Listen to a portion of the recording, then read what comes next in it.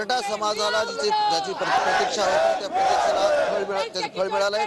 अनेक वर्षाचा लढा यशस्वी झालाय। भगवा मुंबई धडकलं आणि आज अंगावर हे मराठे गुलाल घेणार आपल्यासोबत या ठिकाणी बघू शकता की मराठा समाजाचा या ठिकाणी जल्लोष आहे, घोषणा आहे, जे यश मिळवले अनेक वर्षापासून लढा दिला मराठा समाजाने त्याला कुठेतरी फळ मिळण्याचा आपल्याला उत्साह आहे, आनंद आहे, डोळ्यामध्ये आनंद आहे, लोकांची घोषणा देत आहेत। आपल्यासोबत काही नागरिक आहेत।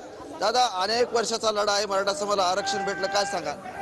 आज या ठिकाणी खऱ्या अर्थानं मराठा समाजाचा हा ऐतिहासिक विजय या ठिकाणी झालेला आहे।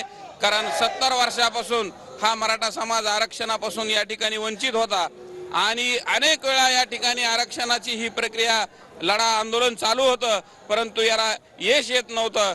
शेवटच्या टप्प्यामध्ये यश यायच्या टप्प्यामध्ये कुठंतरी आरक्षण आम्हाला हुलकावणी द्यायचं, परंतु आज या ठिकाणी मनोजदादा सारखा प्रामाणिक नेता या मराठा समाजाला भेटला आणि त्या माणसानं 70 वर्षापूर्वी मराठ्याचं हरवलेलं जे आरक्षण आहे ते आज आम्हाला मिळवून दिलंय। आज हा मराठ्यांच्या जीवनातील सगळ्यात महत्त्वाचा क्षण, ऐतिहासिक क्षण आणि सगळ्यात महत्त्वाची गोष्ट म्हणजे 350 वर्षापूर्वी या महाराष्ट्रामधले मराठे शस्त्रास्त्र घेऊन लढले।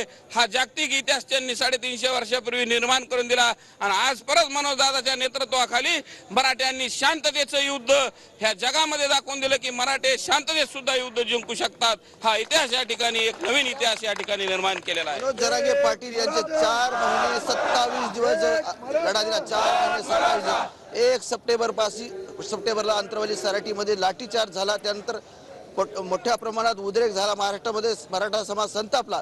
नंतर हे आरक्षण भेटण्याची लढाई सुरू झाली। जरांगे पाटील यांनी ही लढाई मोठ्या शिताफीने लढली आणि आपल्यासोबत काही महिला आहेत, महिलांनी खास करून या ज्या आंदोलनाची लढाई आहे ही ठेवली। जरांगे पाटलांनी तुमच्यावर विश्वास व्यक्त केला, तर महिलांनी आरक्षण समजून घेतलं पाहिजे आणि आज आरक्षण भेटलंय, काय सांगा?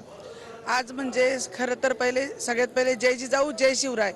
आणि आज आमच्या म्हणजे मनोजदादाचा वनवास संपलेला आहे। खूप कष्टाने आणि खूप त्यांनी दिवस काढले आणि उपोषण केले। त्यांनी आज काल देखील त्यांनी 11 वाजेपासून उपोषण